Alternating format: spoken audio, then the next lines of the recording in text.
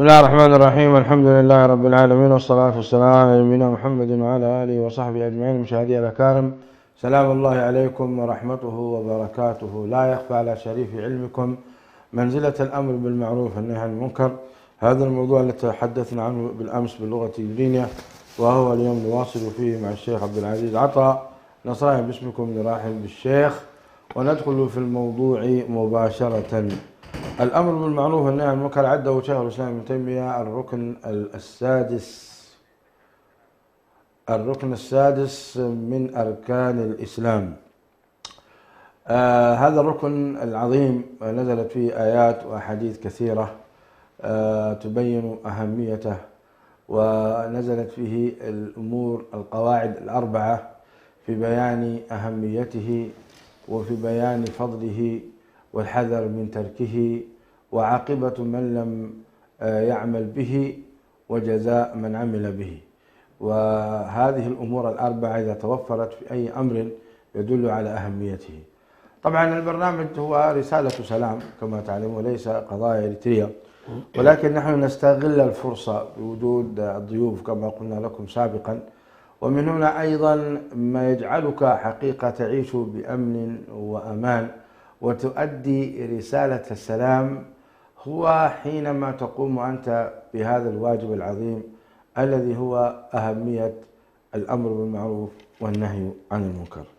الشيخ عبد العزيز، أنا لا أريد أن أستفرد بالحديث عن شخصكم الكريم. حدثونا ما معنى الأمر بالمعروف والنهي عن المنكر.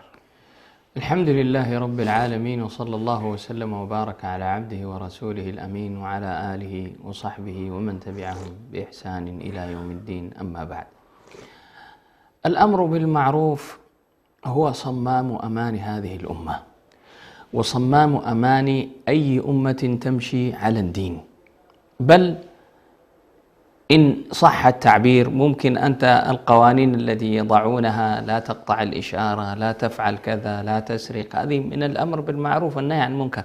لأن أي أمة أنت تريد أن تعيش في وسط أمة لا بد أن تراعي أحوال الناس وأحوال الآخرين، وأول ما تراعيه هو أمر الله تبارك وتعالى. فالأمر بالمعروف هو أن تأمره بأن يلتزم أوامر الله سبحانه وتعالى، خالقك ورازقك الذي وهبك هذه الدنيا وهذه الحياة وهذه النفس وهذه الأرزاق، وأمرك ووجهك ونهاك. والنهي عن المنكر هو نهاك. ولهذا السبب سمى هذه الأمة كما قال في محكم التنزيل سبحانه وتعالى: ولتكن منكم أمة يدعون إلى الخير ويأمرون بالمعروف وينهون عن المنكر في سورة آل عمران. ثم ذكر آية أخرى بعدها بآيات، قال: كنتم خير أمة أخرجت للناس تأمرون بالمعروف وتنهون عن المنكر وتؤمنون بالله. كنتم خير أمة. لماذا؟ سبب خيريتكم ماذا أيتها الأمة الإسلامية، أيتها الأمة المحمدية؟ سبب خيريتكم على الناس هو الأمر بالمعروف. كنتم خير أمة أخرجت للناس، أنتم خير أمة أخرجت للناس، والسبب في ذلك أنكم تأمرون بالمعروف وتنهون عن المنكر. فكما ذكرت أن الأمر بالمعروف والنهي عن المنكر هو صمام الأمان الذي إذا فقد هذا الصمام ربما تهلك الأمة. ولهذا النبي صلى الله عليه وسلم كما لا يخفى على شريف علمكم في حديث السفينة، حينما ذكر النبي صلى الله عليه وسلم قال: مثلكم مثل قوم ركبوا في سفينة فاستهموا أي أخذوا يعني عملوا القرعة بينهم، فقال: فأخذ قوم أعلاها وأخذ قوم أدناها أو أسفلها. فقال: فكان هؤلاء الذين في الأسفل يصعدون للذين في الأعلى كل مرة ليشربوا الماء، ثم قالوا: لقد أثقلنا على إخواننا الذين في الأعلى، فلو أننا خرقنا خرقا في السفينة فشربنا فلم نتعبهم. فقال عليه الصلاة والسلام: فإن أخذوا على أيديهم، فإن منعوهم نجوا جميعا، وإن تركوهم هلكوا جميعا، أو كما قال عليه الصلاة والسلام. وهذا هو مثال الأمة. ولا يجوز أن نسمي جرمك وفجورك وإظهارك وإعلانك للفجور هذا حرية شخصية، أو هذا شيء يخصني أنا اللي أدخل النار، أنت مالك، هذا ليس من شأنك. وهذا كلام باطل. ما تمشي الأمة هكذا. أي أمة لا بد لها من قوانين تحفظها وتحميها، فهذا مثله صمام الأمان. لذلك إذا لم يستجب الناس إلى أوامر الله سبحانه وتعالى جاءهم الهلاك. وهذا القرآن مليء بالقصص التي هلك فيها الأقوام. هؤلاء قوم نوح، وقوم عاد، وقوم صالح، وقوم لوط، وأصحاب مدين، وكلهم أهلكهم الله سبحانه وتعالى لأنهم لم يستجيبوا لداعي الأمر بالمعروف والنهي عن المنكر، فهلكوا.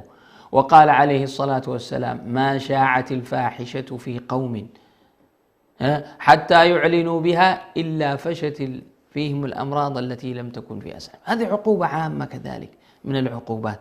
فلا بد للناس أن يستجيبوا لأمر الله سبحانه وتعالى ويكونوا على الجادة، ولا يصلح أن يقول كل شيء. أنت حريتك الشخصية محدودة في بيتك، في داخل بيتك، وربما ليس لك كامل الحرية كذلك لأنك تعيش مع الناس. هناك أنت تراقب الله سبحانه وتعالى لو كنت لوحدك.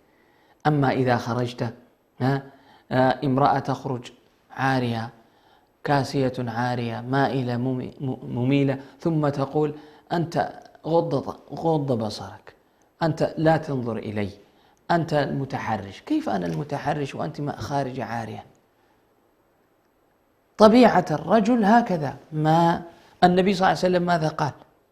قال: ما تركت فتنة أضر على الرجال من النساء، وهي ساترة عساها أن تسلم. فكيف بها تخرج عارية متزينة وتفتر الرجال ثم تقول: لا تتحرشوا بي أو كذا؟ أنا لا أؤيد هذا الكلام، لكن أنت سبب. أحد الدكاترة الاجتماعيين عندهم يعني حلول أسرية وكذا، رجل جيد، دكتور طارق الكويتي، يقول: مرة جاءتني فتاة إلى مكتبي، ويقول: كانت تلبس ملابس سيئة جدا، فجلست تقول أن الناس لا يحترمونني، وأن كل ما مررت بالناس وكذا تكلموا علي وتحرشوا فيني. بما معنى كلامي؟ فقال لها: سأسألك سؤالا، أنت إذا رأيت طبيبا كيف تعرفينه أنه طبيب؟ قالت: من ملابسه. قال: طيب إذا رأيت طيارا كيف تعرفينه أن هذا طيار؟ قالت: من ملابسه. قال: إذن العنوان، الملابس عنوان، دليل، رسالة للناس. أنت ما تعرفين أن هذا كذا، لكن من ملابسي عرفتي. فالناس يحترمونك بملابسك. الملابس التي أنت تلبسينها الآن، أنت تقولين أنك إنسانة شريفة وأن إنسانة كذا، لكن أنا من خلال ملابسك أنا أقول لك أنت إنسانة رخيصة. الملابس الذي تلبسينه هو عنوان لما تريدين أن يتعامل به الناس معك. فإذا خرجت المرأة متحجبة متسترة تجد الجميع يحترمها ويجلها ويقدرها، وإذا خرجت المرأة أكرمكم الله عارية، فهذا تؤدي إلى كثير من المشاكل. فهذه نوع من الأمر بالمعروف والنهي عن المنكر، بأن يكون الإنسان حتى، ولا بد لنا. هذا أنا ما أريد أن أستطرد بالحديث كله، لكن الآن هذه الشعيرة الآن، لماذا الله سبحانه وتعالى سمانا خير أمة؟ لأننا نقوم بهذه الشعيرة. فلا بد أن تقوم هذه الشعيرة فينا حتى ننجو بإذن الله سبحانه وتعالى. والمطلوب من كل أحد ليس فقط العلماء وطلبة العلم أشد عليهم الحجة، ولكن أيضا الذي يعرف كما قال النبي صلى الله عليه وسلم في الحديث: من رأى منكم منكرا فليغيره بيده، فإن لم يستطع فبلسانه، فإن لم يستطع فبقلبه، وذلك أضعف الإيمان. يعني أنت الآن مراحل التغيير، الأمر بالمعروف والنهي عن المنكر مراحل. أول شيء التغيير باليد، إما للسلطان أو صاحب الصلاحية التي أعطاه السلطان، أو أنت كشخص في بيتك تقوم على أسرتك، على زوجتك وعلى أبنائك، فتأمر فتغير المنكر بيدك وتقضي عليه. المرحلة الثانية إن لم تستطيع، ترى في الشوارع أشياء عامة، فلا بد أن تغير بلسانك إن استطعت، تنصح بالتي هي أحسن، تعلم الناس بالتي هي أحسن، كما قال الله تبارك وتعالى: ولا تجادلوا أهل الكتاب إلا بالتي هي أحسن. فأنت تتكلم بالحسنى: يا أخي، يا أختي، كذا كذا كذا، تذكرهم بالله، ترغبهم في الجنة، تخوفهم من النار، وهكذا. هذه المرحلة الثانية. المرحلة الثالثة هو الإنكار بالقلب، والإنكار بالقلب لا بد أن يكون مستمرا معك دائما. للأسف أنك يا شيخ برهان حينما ترى في الإنكار بالقلب، حينما يذهب الإنسان في أماكن يكثر فيها الفساد، في البداية تراه شديد في الإنكار وكذا، ولكن مع كثرة التمساس، كما يقولون كثرة التمساس تميت الإحساس، مع كثرة التمساس تجد إنكاره في قلبه يخف، وهذه مسألة خطيرة. لا بد الإنكار هذا يستمر معك إلى ما شاء الله، ولا ينقطع ولا ينقطع. لا بد أن تغضب لله سبحانه وتعالى على الأقل. إذا لم تستطع أن تغير لا بيدك ولا بلسانك فتأمر وتنهى، فلا يخبت، لأنه في بعض الروايات: وليس وراء ذلك مثقال حبة من خردل من إيمان. يعني إذا ذهب الإنكار بالقلب ضاع الإنسان والعياذ بالله وهلك. كما في الحديث أنه لما أرسل الله سبحانه وتعالى جبريل أن يهلك قرية، قال: يا رب إن فيهم فلان رجل صالح، قال: به فابدأ. يا لطيف. قال: به فابدأ، لأنه لم يتمعر وجهه فيه، لم يتمعر وجهه، يعني لم ينكر حتى بقلبه، حتى بوجهه. فهذه مصيبة كبرى يا شيخ. لا بد أن ننتبه لهذه القضية أحيانا. أيها الأخ المبارك، أيها الأخت المباركة، ربما ترون دائما المنكر يتكرر عليكم في الشوارع بكذا، فيصبح شيئا عاديا، فإذا جاء إنسان شخص: ماذا هذا؟ شيء عادي. لا، هذا ليس عادي، هذا تكرر، هذا منكر يعصى الله فيه كل يوم. فلا بد أن تنكره كل يوم في قلبك، ولا يزال في قلبك ألم وتألم لمعصية رب العالمين. لا بد من ذلك. فالنبي صلى الله عليه وسلم قال: مراتب الإنكار بالمنكر هكذا: بتغييره بنفسك، ثم باللسان، ثم بالقلب. لا بد أن تتضافر هذه الأمة على إنكار المنكر. وقال عليه الصلاة والسلام كذلك في مجال التبليغ أو الأمر بالمعروف، قال: بلغوا عني ولو آية. أنت أيها العبد الصالح، أنت أيها العبد الذي في قلبه ذرة من إيمان، إن رأيت أخوك على منكر، إن رأيت أختك على منكر، لا بد أن تنصحوهم بالتي هي أحسن. مثلا أخوك لا يصلي، هل أحد لا يعرف؟ أخوك لا يصوم، صاحبك يرتكب الزنا، يشرب الخمر، أو صاحبتك هكذا، تعلمون أن هذا حرام منكر، فلا بد أن تنكر عليه بالتي هي أحسن، وتوجهه وتكرر له النصيحة ليتقي الله سبحانه وتعالى، وإلا هلك الناس. لأن بني إسرائيل بهذا السبب هلكوا، أنهم كانوا يرون المنكر فلا ينكروه. قال سبحانه وتعالى: لعن الذين كفروا من بني إسرائيل على لسان داود وعيسى بن مريم ذلك بما عصوا وكانوا يعتدون. كانوا لا يتناهون عن منكر فعلوه، لبئس ما كانوا يفعلون، لبئس ما كان. فكان عصيانه وفجوره لا يمنعه من أن يؤكله ويشاربه ولا ينهاه، لأن الله سبحانه وتعالى قال كانوا لا يتناهون عن منكر فعلوه، ما ينهاه، ما يحذره، ما يقول له فلذلك حق عليهم اللعنة والعياذ بالله. نسأل الله سبحانه وتعالى أن يهدينا سواء السبيل. جميل الشيخ عبد العزيز عطا، بارك الله فيك. بالنسبة لجانب مهم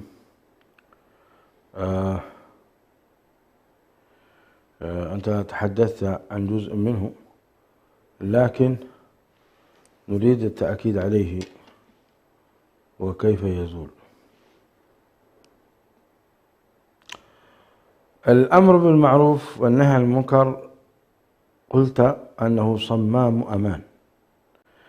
إن لم تأمر الأمة بالمعروف وتنهى عن المنكر فماذا يحصل لها؟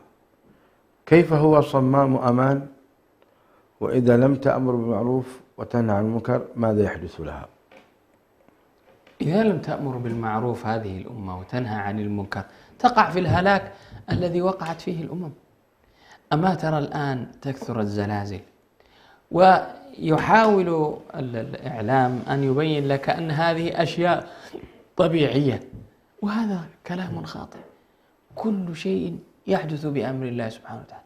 فلما يأتيك زلزال يهدم قرية ويهدم قرى ويقتل آلاف الناس، هذا تقول أمر طبيعي.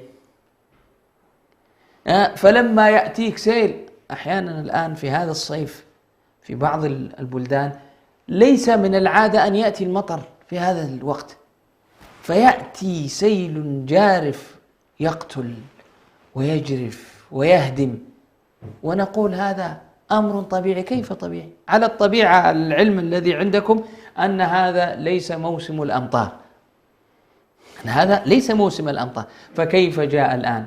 فهذا صمام أمان إذا كانت الأمة. انظر الآن، لنضرب مثلا الأمة المحمدية حينما جاءت مع نبيها صلى الله عليه وآله وسلم، كانوا مستضعفين، كان في البداية 1 2 3 وهكذا حتى تكاثروا، حتى هاجر إلى المدينة. في خلال 10 سنوات أو في خلال 20 سنة أزالوا مملكة الفرس، وأزالوا في خلال 20 أو 40 سنة أزالوا نصف مملكة الروم. ما الذي أعطاهم هذه القوة؟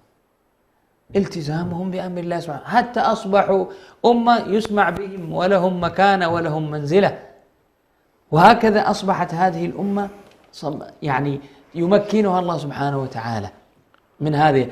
أما إن بدلوا وغيروا فعليهم الهلاك.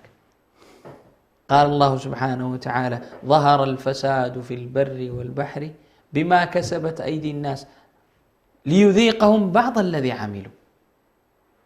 وقال سبحانه وتعالى: وما أصابكم من مصيبة فبما كسبت أيديكم ويعفو عن كثير ويعفو عن كثير. لأن الله سبحانه وتعالى لو آخذنا بكل ما عملنا هلكنا، لم يبقى على الأرض دابة، ولكن الله سبحانه وتعالى يرسل إلينا رسائل، فتجد زلزال هنا، مطر هنا، جفاف هنا، مجاعة هنا، حرب هنا، لنرجع إليه، لنتوب إليه.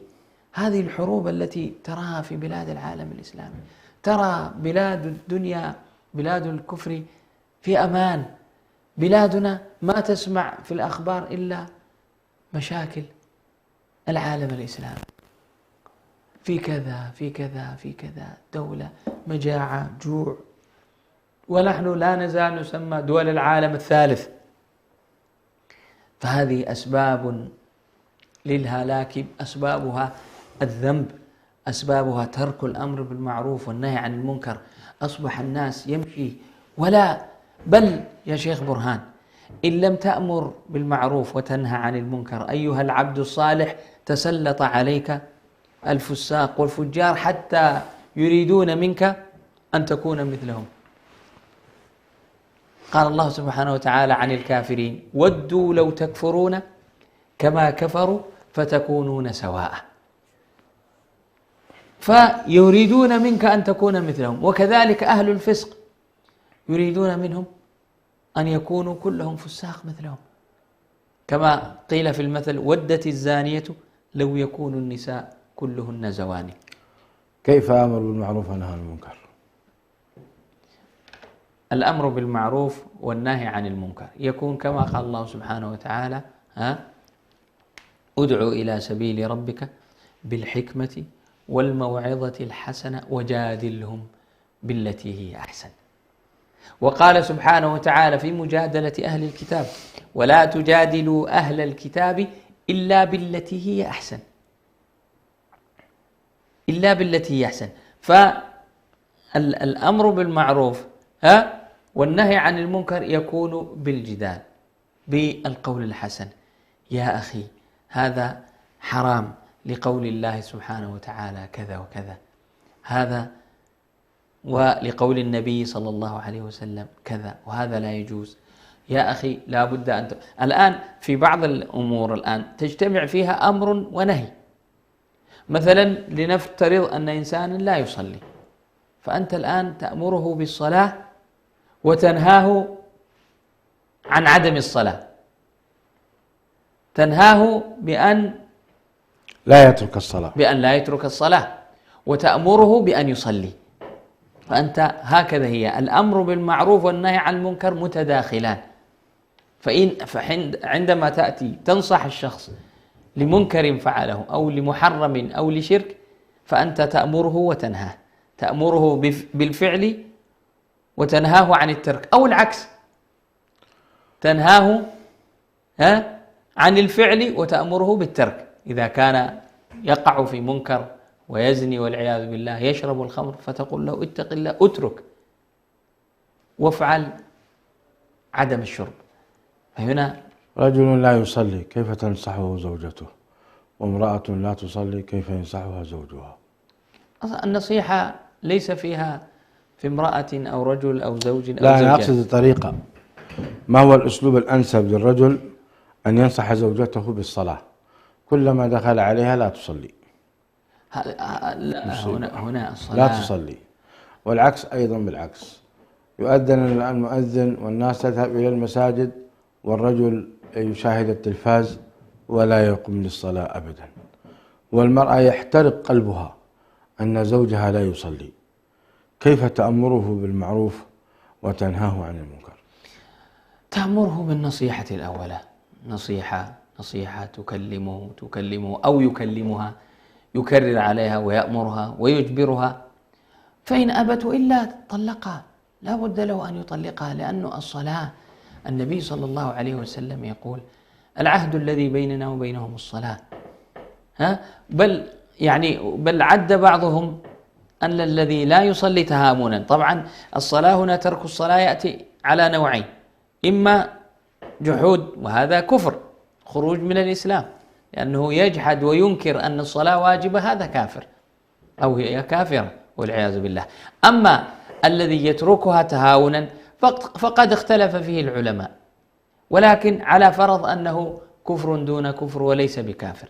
بعض العلماء يقول أنه مخرج من الملة، بل شيخ الإسلام يقول يؤتى به هذا الذي ترك الصلاة تهاونا على أساس أنه يقام عليه الحد، فإذا رفع السيف فوق رقبته ولم يرجع إلى الصلاة فاعلم أن هذا تركه جحودا ولم يتركه تهاونا. إن شاء الله العافية. فحتى على فرض أن هذه الصلاة يعني تركها ليس بكفر مخرج من الملة، فلا يجوز للمرأة أن تجلس مع هذا الذي لا يصلي، ولا يجوز له أن يجلس مع امرأة لا تصلي. كم مدة الصبر للنصيحة؟ والله يختلف من شخص لآخر. في هذه الفترة تحاول تعتزله وهو يعتزلها ولا يأتيها، خاصة إذا استمر اتق الله اتق الله. ليس هناك حد معين وضعه الشارع، وهذه الفترة للأمر بالمعروف. المرأة يجن جنونها إذا تزوج عليها زوجها وعدت، فتقيم الدنيا ولا تقعدها. أما إذا ترك الصلاة أو ارتكب حراما فلا تجد ذلك الحماس في الأمر بالمعروف والنهي عن المنكر وإنما تقول لعلك تتحدث عنها يا شيخ، أنت شارك معنا شوي. أراك ترمي لا الأسئلة، أراك ترمي الأسئلة. الموضوع عندك يا أبو عبد الله. نريد مشاركة اليوم. يعني هي الآن تغضب غضبا شديدا إذا تزوج عليها، في حين إذا ترك الصلاة أو عنده عشيقات لا يهمها كثيرا. تعليقكم؟ هذا طبعا يعني هذا الأمر لا شك أنه موجود، ولكنه ليس بكثرة. يعني النساء نحسب أنهن يخافن الله سبحانه وتعالى، وهذا أمر جلل. لا شك أنه ينبغي للمرأة أن تخاف الله سبحانه وتعالى، أن تعيش مع رجل لا يصلي ورجل زاني، ربما جلب لها الأمراض، يذهب معه عشيقات ويزني وكذا، ثم يأتي ينام مع زوجته فربما يجلب لها الأمراض. ينبغي أن تتقي الله سبحانه وتعالى، وهذا ضعف في إيمانها، كونها تبالغ في الإنكار في مسألة كونه تزوج عليها، ربما تغار وتبكي تحزن، ربما طبيعة، ولكن بحدود. ولكنه حينما يترك الصلاة، حينما يترك أوامر الله، يزني، يفعل الفواحش، ربما يرابي، ربما يسرق، ربما كذا يغش، ما تستنكر هذا ولا تغضب كغضبها حين يتزوج عليها. وهذا يحتاج للمرأة أن تراعي ماذا؟ أن تراعي أنها ضعيفة الإيمان، في قلبها ضعف إيمان، أو قلبها فيه مرض، فلا بد أن تعالج قلبها، ولا بد أن تتوب إلى الله سبحانه وتعالى، لأنها حينما تنتهك حرمات الله سبحانه وتعالى لا يتمعر وجهها ولا تغضب. وحينما جاء في حقها، كان الأمر في حقها إن سلمنا لها أنه يعني جنى عليها أو أخطأ عليها، ثارت ثورة شديدة. وهذا الذي قيل أنه الإنسان ينبغي في المنكر أن يتمعر وجهه، ينبغي أن ينكر ويكون إنكاره بقدره. وهذه مصيبة يقع فيها بعض النساء، فينبغي أن تتقي الله. المرأة التي تفعل هذا غيرتها ربما معفو عنها، ولكن كذلك بحدود. إلى متى تظل تغار؟ أحيانا بعض النساء غيرتهم لا تنتهي، بل أحيانا تصل إلى الطلاق وتطلب الطلاق، ويستحيل لها أن تعيش مع ذلك الرجل لأنه ماذا؟ تزوج عليها، ولكنه قبل ذلك كان سارقا زانيا فاسقا لا يصلي، فكانت تقول لعل الله يهديه، وتصبر لعل الله، وتتكلم الشيخ تنصحه، وتكلم فلان إيش. المفروض هذا الذي ينبغي أن تطلب. أما تجلس هكذا وتصبر تنام، المفروض أن تنصحه بنفسها، فإن لم يسمع فأخوه، فقريبه، فصديقه، فإن لم يسمع فشيخ يحترمه في الحارة، الإمام كذا. أما أن تجلس معه وتنجب منه الأبناء وكذا وهو على هذا الحال، هذا لا يجوز لها، بل محرم عليها هذا الفعل. ونخشى أن تقع كما قيل، فإن لم يتمعر وجهها في الله سبحانه وتعالى. هذه مصيبة كبرى يا شيخ. ترك الأبناء للصلاة، كيف نأمرهم بها وكيف نحذرهم من تركها؟ ترك الصلاة هو هناك يا شيخ برهان قاعدة عامة ذكرت. يعني أنا جالس الآن شيخ عبد العزيز أذكر لك ما نعاني منه في بلادنا وفي أوساط الشعب الإريتري من حصول في ترك الصلاة، من حصول تهاون، من حصول الشرك بالله عز وجل إلى غير ذلك. لأن هذه نماذج حقيقة يعني يجب على المسلمين أن يأمروا بالمعروف فيها وينهون عن المنكر. لماذا يا شيخ عبد العزيز؟ لأن أصبح الآن المنكر معتاد. أي والله المنكر صار معتادا. تخرج الفتاة مع الشاب ولا أحد ينكر عليها، تأتي متأخرة في البيت لا أحد ينكر عليها، إلا من رحم الله طبعا. بعض البيوت تمشي على كيفها، أو أنها موظفة فبالتالي ممكن تركب أمام مع الرجل ولا ليس هناك أي إنكار أو أي يعني تمعر ولا أي غيرة، تمام. تذبح الأبقار لغير الله عز وجل والبهائم وتوزع. يحصل أن محلات البار والمراقص مفتوحة، لا أحد يتمعر وجهه لهذا الموضوع. قديما كان آباؤنا يقولون لنا إذا أكو باريستا يعني وحدة فاجرة بغي تعمل في البار، معروف هذا الموضوع. وأيضا كانوا يقولون فلان سنتها اللو، فلان سنتها اللو. وإن كانت هذه العبارة تحمل يعني وجهين. الوجه الأول أنه فاسق فاجر يقع في المعاصي، الوجه الثاني أنه عنده يعني بعض المعاصي نسأل الله أن يهديه، تهوين للمعاصي يا شيخ عبد العزيز، تهوين. يحصل أن شاب وشابة يلتقيان فيقع منهما الحرام فتحمل، فيقولون آباؤنا غفر الله لهم ستروى ستروى ستروم ستروم، استروا عليهم. وهذا أيضا فيه تهوين للمعصية واستمرارها بشكل مقنن، بمعنى إذا الشاب وقع على شابة. لعلنا هنا في قضية الستر هذه لعلنا ما نهون. هم الآباء معترفين بأنه وقع في مصيبة، لكن هم الآن يريدوا أن يحلوا هذه المشكلة. وكم من أسر وقعوا في هذا والآن تزوجوا وأنجبوا بعد ذلك أسرة واستمروا على هذا. لأن المشكلة يا شيخ برهان أحيانا الشاب مع عنفوانه مع كثرة ما يرى من فساد، المسألة تقع زلل في مرة واحدة. ومن بلاء الله سبحانه وتعالى على ذلك العبد وتلك الفتاة أنهم من أول لقاء تحمل. هذه من المصائب. يا شيخنا أصبح هذا الموضوع يعني ظاهرة، ما أصبح مرة واحدة ستر ومنتهينا. هذا الموضوع أصبح ظاهرة منتشرة، أصبحت عادة يعتادون، بل صار لها نظام وقوانين وعرف يعني يتعارفون عليه. حصل هذا الموضوع، أيوة خلاص سترهم كم زقبر وش ما قل يجوا وينهوا الموضوع بكل سهولة. هل هذا يجوز شيخ عبد العزيز؟ وين الغضب لله؟ وين أن هذا زنا وحرام؟ وين إقامة المشاكل؟ وين تأديب هذين الذين وقعا؟ وين تشويه سمعتهما؟ وين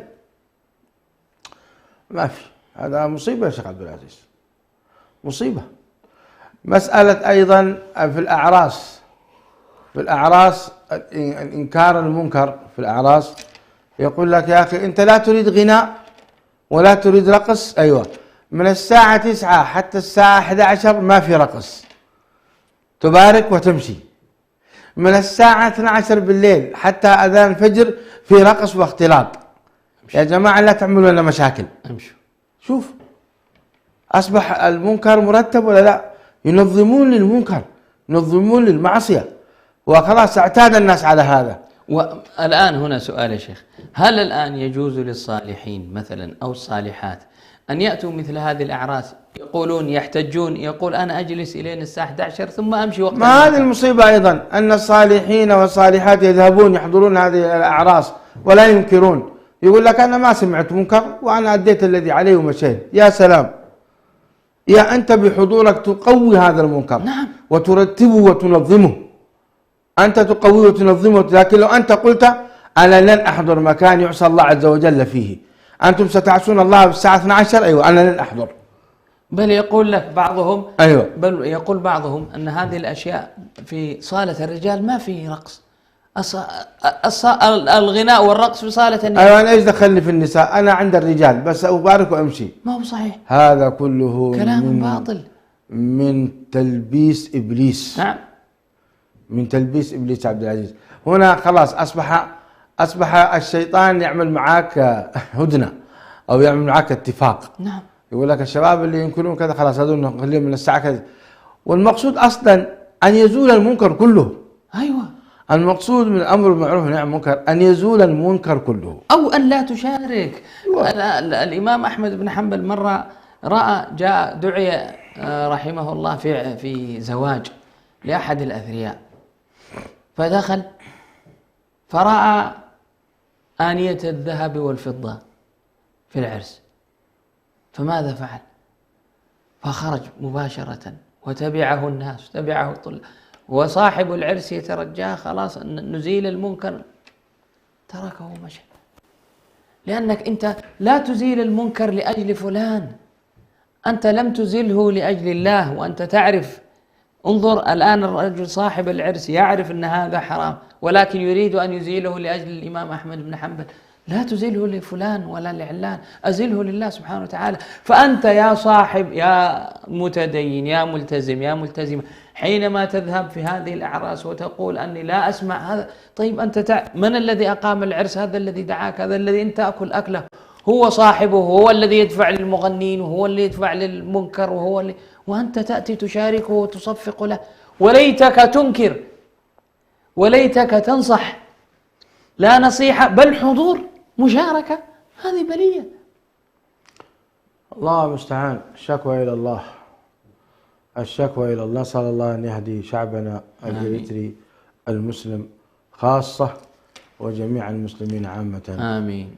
في 30 ثانية كيف تختم هذا البرنامج؟ نقول لا بد لنا حتى تعود الأمة إلى مجدها وقوتها أن نتواصى على الحق ونصبر عليه. قال الله سبحانه وتعالى: والعصر إن الإنسان لفي خسر إلا الذين آمنوا وعملوا الصالحات وتواصوا بالحق وتواصوا بالصبر.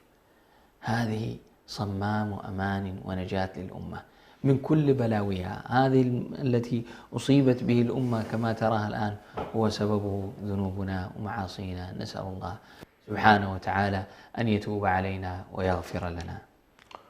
مشاهدينا الأكارم، كنا في حديث ماتع مع الشيخ عبد العزيز عطا حول أمر بالمعروف والنهي عن المنكر، والحمد لله شعبنا فيه خير كثير، هو آمر بالمعروف ناهي عن المنكر بقدر استطاعته. وهناك أيضا تقصير يستوجب منا التناصح حول التناصح بالبر والتقوى، والتناصح أيضا والصبر عليه كما ذكر شيخنا. وبهذا إن شاء الله سنكون نحن بإذن الله نصل إلى مرضاة الله عز وجل. واعلموا أن الله قال: وما كان ربك ليهلك القرى بظلم وأهلها مصلحون. هذه هي رسالة اليوم في برنامج رسالة سلام. نسأل الله تعالى أن تكونوا قد استفدتم، والموضوع موضوع تذكير، وذكر فإن الذكرى تنفع المؤمنين. إلى الأسبوع القادم أترككم في رعاية الله، وأسأل الله لنا ولكم الخير. السلام عليكم ورحمة الله وبركاته.